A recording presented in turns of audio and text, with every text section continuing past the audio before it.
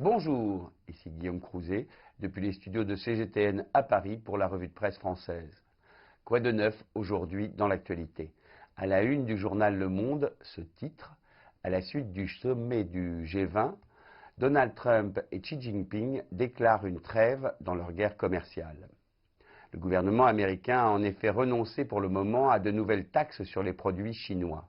La rencontre des deux présidents en marge du G20 a permis de reprendre les négociations entre les deux États sur une base d'égalité et de respect mutuel, selon l'agence Chine Nouvelle. Le président Trump s'est félicité, je cite, d'une très bonne rencontre avec le président Xi, je dirais même excellente, a-t-il ajouté.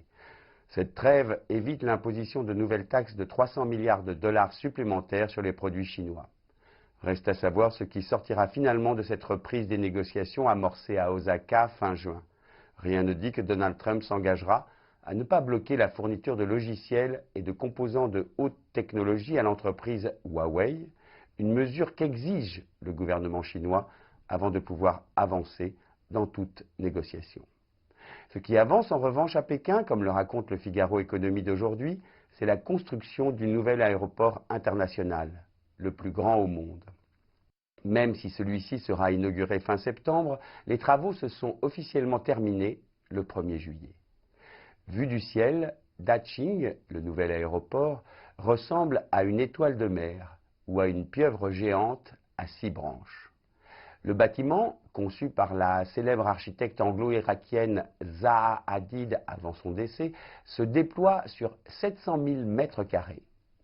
Sous ces immenses voûtes blanches, plus de 100 millions de passagers vont transiter chaque année. Rappelons que selon l'Association du transport aérien international, la Chine deviendra le premier marché mondial du transport aérien, et ceci dès le second semestre de l'année prochaine. Alors que le nombre de passagers explose, le magazine l'Obs pose pourtant cette question: faut-il avoir honte de prendre l'avion? Le transport aérien serait le moyen de déplacement le plus polluant au monde.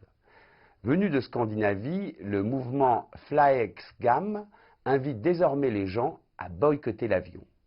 Les vols sont de plus en plus nombreux, comme le prouve ce photomontage qui donne une idée des départs à l'aéroport de Munich en une seule journée du mois d'août.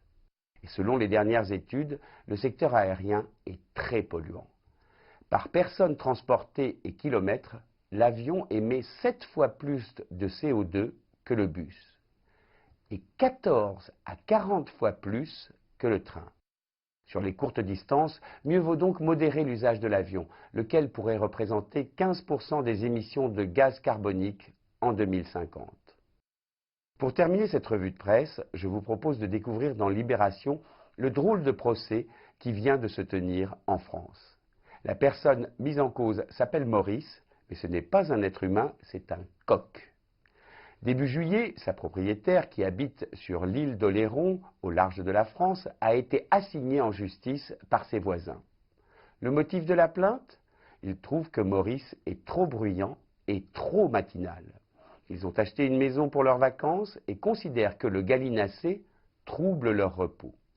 Assigné en justice, le volatile est devenu une vedette. Le New York Times parle même de lui comme le coq le plus célèbre de France. Et une pétition pour soutenir Maurice a déjà recueilli plus de 120 000 signatures. Le jugement sera rendu en septembre. D'ici là, cocorico, notre coq continue de jouer les réveils matins. C'était Guillaume Crouzet, depuis les studios de CGTN à Paris, pour la revue de presse française.